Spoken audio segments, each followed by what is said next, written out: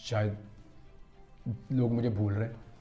आपके दिमाग में ये बात आती है, आप ये सोचते हैं कि शायद लोग मुझे भूल रहे हैं, और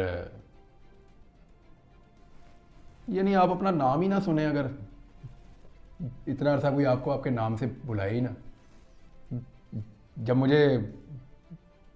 मैं घर आया तो मुझे मेरे नाम से जब बुलाया, मुझे बड़ा अजीब उस दिन लगा।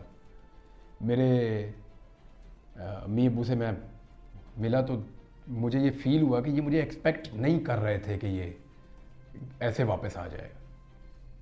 मुझे ये फ़ील हुआ उनसे मिलने के बाद। तो जिन लोगों ने आवाज़ उठाई, मुझे ऐसा लगता था कि लोग ज़रूर आवाज़ उठाएंगे हक बात के लिए कि भी बंदा किधर गायब हो गया। मुझे लगता था कि लोग आवाज़ उठाएंगे, दुआ करेंगे, ये तो मुझे पक्का पता था कि लोग बहुत दुआ करेंगे। आवाज़ उठाएंगे, मुझे ये भी पता था। किस लेवल